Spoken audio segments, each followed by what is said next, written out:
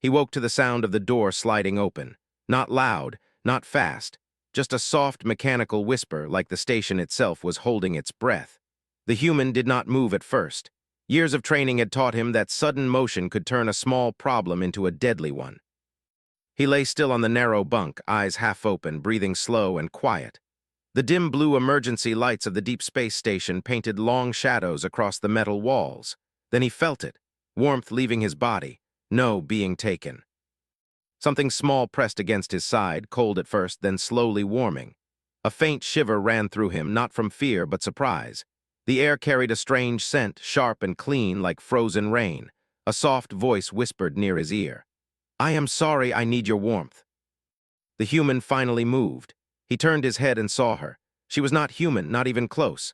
Her skin was pale, almost translucent, with faint lines glowing softly beneath it like ice catching starlight. Her eyes were large and dark, filled with fear and exhaustion.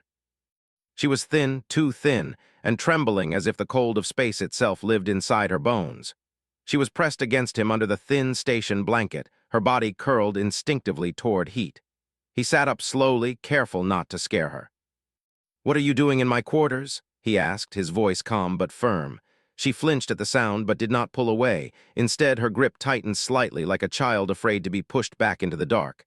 "I tried not to," she whispered, "but the cold came back." The human glanced toward the door panel.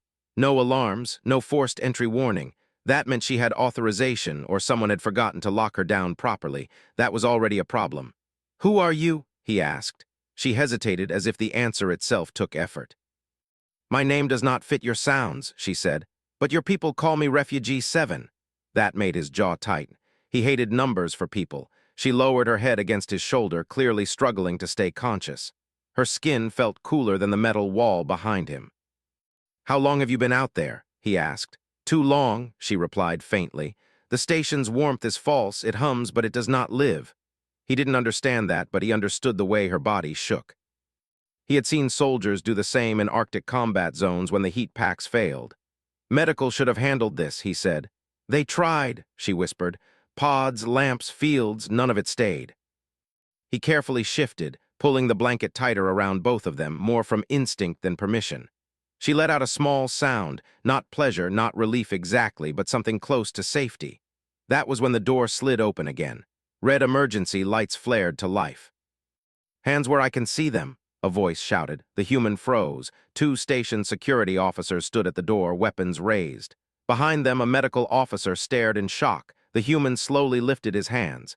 "She's freezing," he said. "She came here because—" "This is a violation of protocol," the medical officer snapped.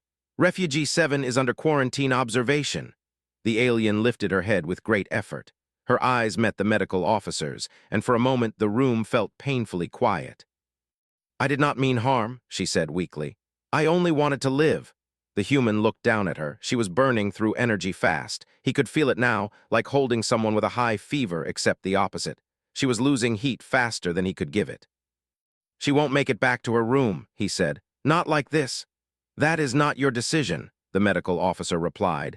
Before the human could respond, the alien's body stiffened. A sharp gasp escaped her lips, and the faint glow beneath her skin dimmed. "Temperature crash," the medical officer muttered. "Damn it!" The security officers hesitated. The human didn't. He wrapped his arms around her fully, pulling her close against his chest, ignoring the weapons pointed at him. "Then make it my responsibility," he said. For a long moment, no one spoke. Station alarms began to chime softly in the distance, signaling a medical emergency. The medical officer cursed under his breath. "Fine, but if command hears about this—" "They will," the human said. "I'll explain." They backed out of the room slowly, sealing the door behind them. The human stayed exactly where he was. Time passed strangely after that. Minutes blurred into hours. The station's artificial night cycle dimmed the lights further. The alien's breathing slowly steadied, though it remained shallow. Her body no longer trembled as violently. "You are warm," she murmured. He gave a small, humorless smile. "That's kind of our thing." She shifted slightly, adjusting herself closer without realizing it. Her head rested against his chest, just over his heart. "That sound," she said softly, "it helps. My heartbeat. Yes, it tells me I am not alone." The words hit him harder than he expected. He stared at the ceiling, thinking of Earth, of deserts, jungles, frozen mountains. Humans had survived them all, often with nothing but each other. "How many of your people are left?" he asked quietly. She was silent for a long time. "Not many," she finally said. "We learned to rely on machines, they forgot how to care." He understood that too. A sharp beep broke the quiet. His wrist communicator lit up. "Soldier," came the voice of command, cold and controlled.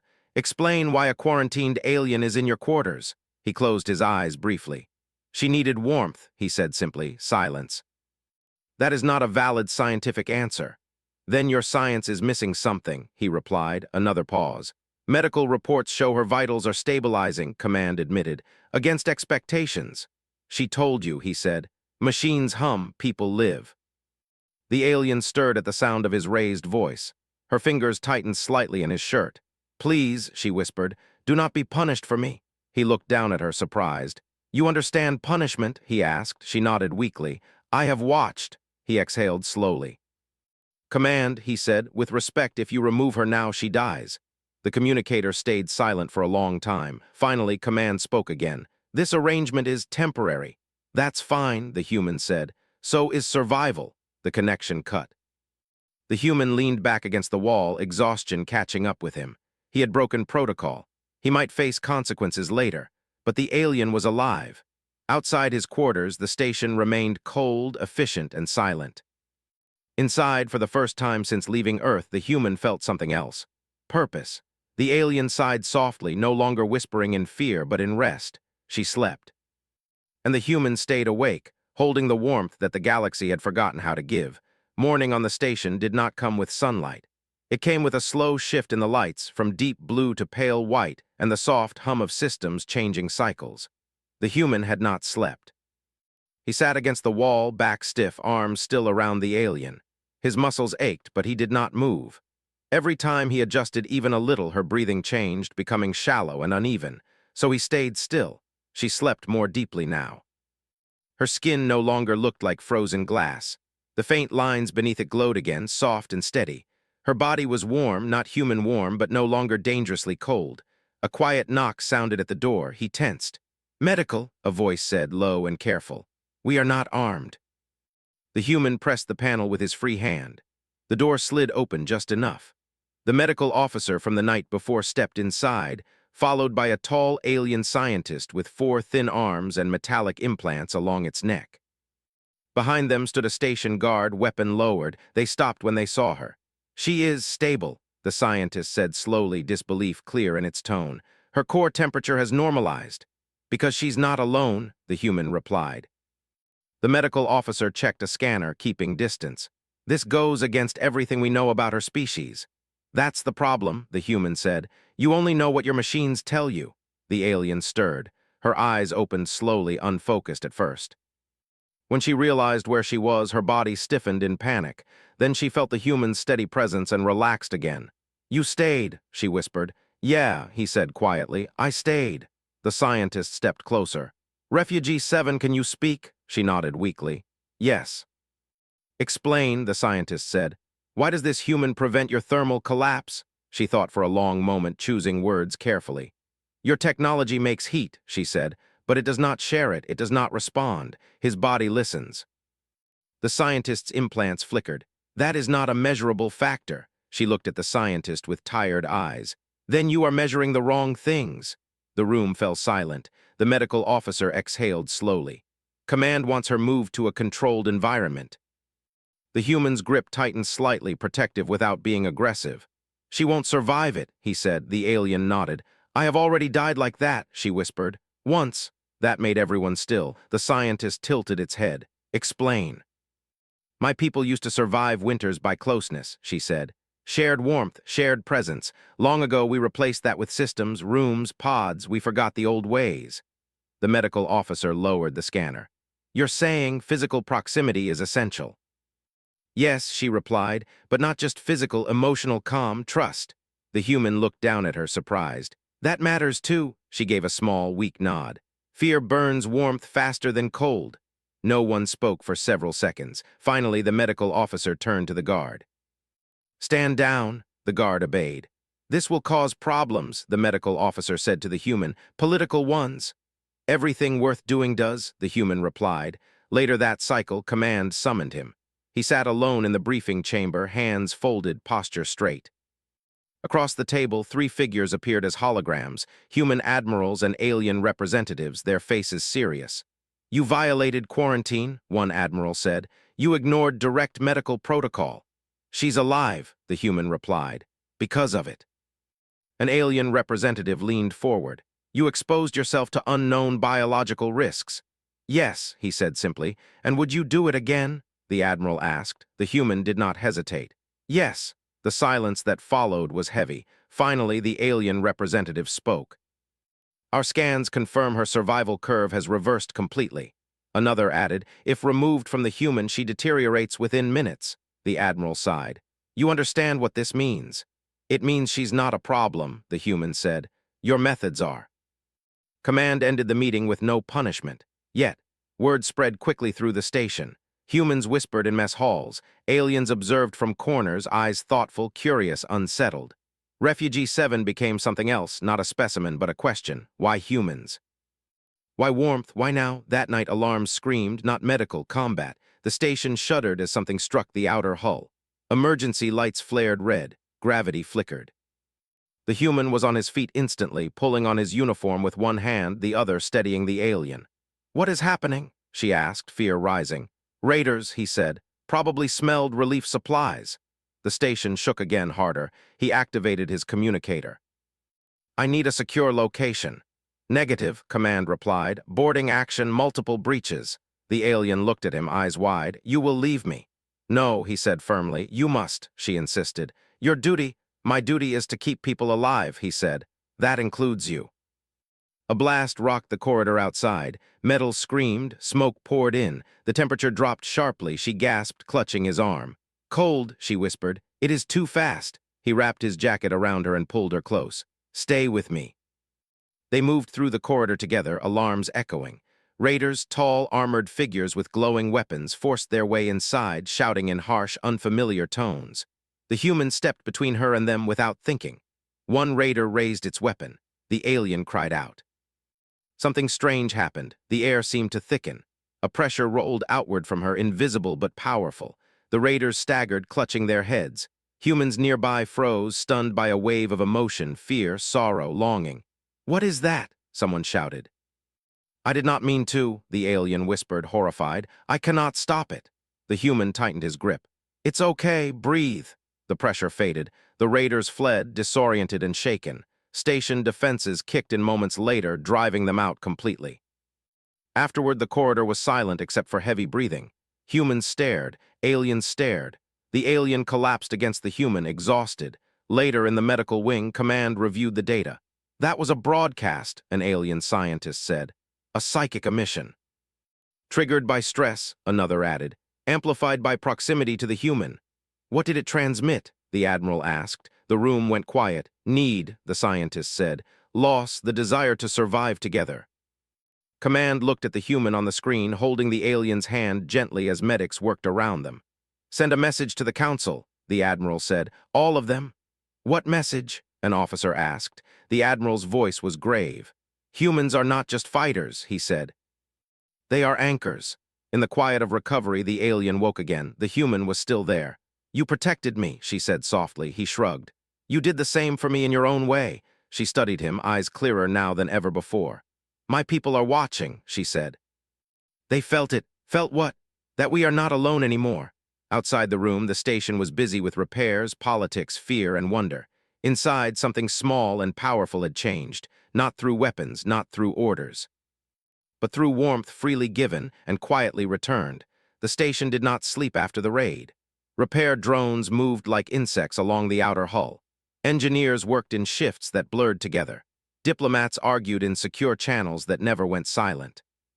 Everywhere, screens replayed fragments of sensor data from the moment the alien psychic wave had spread through the corridors. Fear, need, connection. No one could fully explain it, but no one could ignore it either. Inside the medical wing, the human sat beside the alien's bed.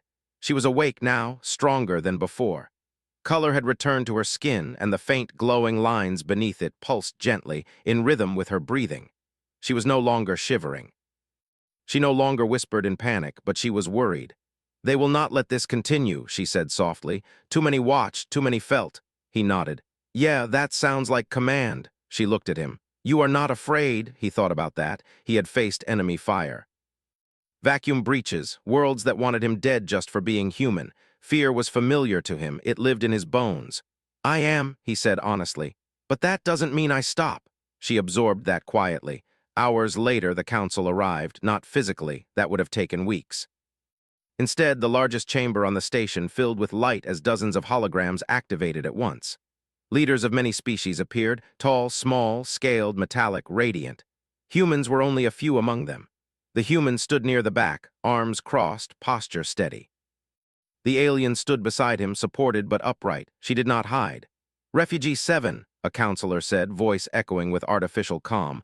"You are the source of the psychic emission during the raid." "Yes," she replied. "You endangered this station." "I saved it," she said quietly. Murmurs rippled through the chamber. "You are biologically unstable," another counselor said. "Dependent on a single human." She lifted her chin. "No, I am remembering how to live." That caught their attention. The human felt eyes turn toward him. "Explain your actions," a human admiral demanded. "Not emotionally, strategically." The human stepped forward. "With respect," he said, "strategy kept her dying." The admiral frowned. "That is not." "She survived because of proximity," the human continued. "Not technology. Not isolation. We treated her like a problem instead of a person." An alien counselor leaned forward. "Are you suggesting we abandon medical protocol?" "No," the human said. "I'm suggesting you stop pretending protocol is perfect." Silence followed. The alien spoke again.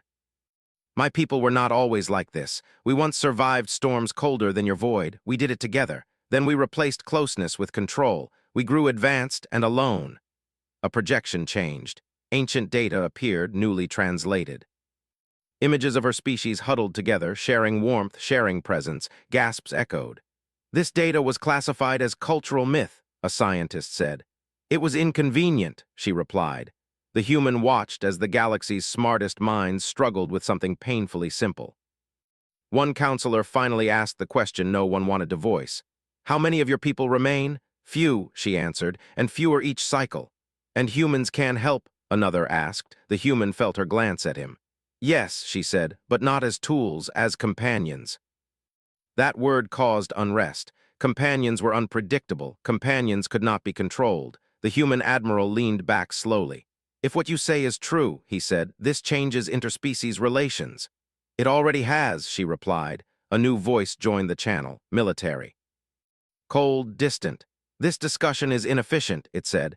"Humans are a limited resource. Binding them emotionally to failing species weakens readiness." The human recognized that tone. High command, far away from consequences. He stepped forward again. "Sir," he said, "permission to speak freely." There was a pause. "Granted." "We've been fighting a cold universe since we left Earth," the human said. "Vacuum, radiation, distance. We adapted by building armor around everything, even ourselves. But the one thing we never stopped doing was holding the line for each other." He gestured slightly toward the alien. "She didn't come to me because I'm special. She came because I was human." The chamber went quiet. "You fear dependence," he continued. "We fear abandonment. That's the difference, and that's why this works." The council deliberated for a long time. When the decision came, it surprised everyone. A joint program was approved, small, controlled. Human volunteers paired with members of her species. No force, no ownership. Mutual consent only. The alien exhaled, a long breath she'd been holding for generations. Later, in the quiet corridor outside the chamber, she leaned against the wall, weak but smiling. "You spoke with courage," she said. He shrugged. "I just told the truth." "You risked much." "So did you," he replied. For the first time, she laughed softly. Days turned into weeks. The station changed. Humans and aliens shared spaces more openly, not just with her species. Others noticed changes too. Stress levels dropped. Cooperation increased. Conflicts resolved faster. Humans were not stronger because of weapons. They were stronger because they stayed. The human became something he never expected, an example. He trained soldiers by day, sat with the alien by night. Sometimes they spoke, sometimes they didn't. The silence was comfortable. One evening, she looked out through the viewport at the stars. "I no longer need to slip into your quarters," she said. He smiled slightly. "Good, that was going to get me in serious trouble." She smiled back, then grew thoughtful. "But I still choose to sit with you." He met her gaze. "That's different." "Yes," she agreed, "it is." A message arrived from her homeworld. A child had survived the winter for the first time in many cycles, not because of machines. Because a human volunteer had held them through the night. The alien's eyes filled with light. "You did not save just me," she said. "You reminded us who we were." He shook his head. "You reminded us too." The galaxy began to change its language. Humans were no longer labeled only as soldiers, laborers, or traitors. They were called something else. The warm ones. In reports, in whispers, in history logs. In a universe that had learned to survive alone, humanity taught it how to survive together. And it all began with a quiet knock, a whispered need, and a human who chose not to move away from the cold.